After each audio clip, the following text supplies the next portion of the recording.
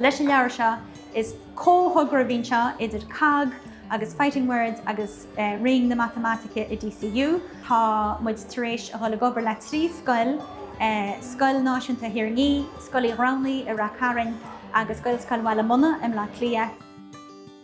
Tháinig muid isteach ag na ranganna ag na páistí, chabhra muid lob scéalta a chomh a bhí bunaithe matamaitice. Tá muid de Seoladh ag Chéile Hiarraingí i gceantar na Nniuleán ag an Bhaile Ainm Cleite atá cosaí go hefigiúlanis agus a bheith leanach de raibh gan chadéile an deire seachtaine agus tamaitéis an leabharáling seo híondó Spraoi a Seoladh. Seo den leabhar híondó Spraoi rinne muid na Ráth Chairn de seán. Ráth Chairn na is rásaítán, tá go leor carna an tá bháil bháin tá G-pána agus tá go leor carna skylines, dodge, jumpers, agus tá sé duine rásaí timp na Hileán agus mai hébe ce ruchas tá dúisina an tá tríú sean go chéad darna go síhat.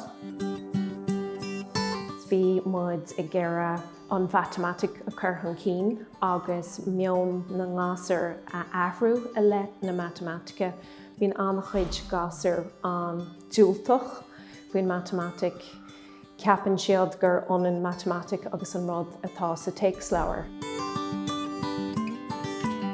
Bhí me gal harteag na scoileanlaí, dear seámachta na chormsa gal harteag na scoileanlaí, bhí me gal ag Scoileachta Mór, Scoil Hiarraingí, Scoil na Trabána agus Scoileachta Mulán. Agus bhí me déanana píosa seanachas lehób agus ginnte scéalaíní lehób faoin seansail agus cad bhí gal ar éhéine sa Comhairle.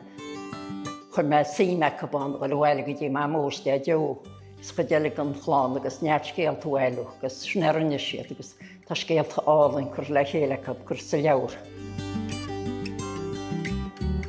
Thug sé Ráth Chairn na chuir le chéile.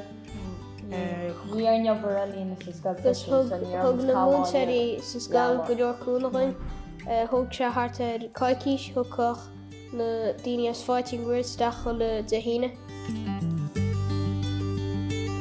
Sí leabhar muid leis na múnsaí a bhí bánsach leis a togra nuair bhí sé críochníthe an agus an rud a dúirt siad san linn ná go raibh na gásar níos dearfaí a le na matamaitice agus béidir gásar nach raibh sín dá laid acu in san matamaitice go raibh siad níos sásta tabhairt faoi rudaí sa matamaitice.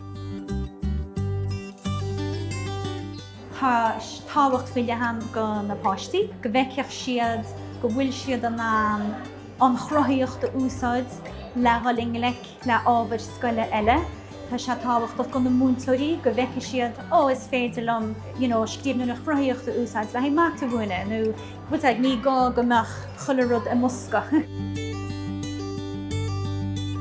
An rud a bhac muid a gcéire is tógáil ar an togra seo ceann píoltóach a bhí a gceist san ní raibháin ach trí scoil.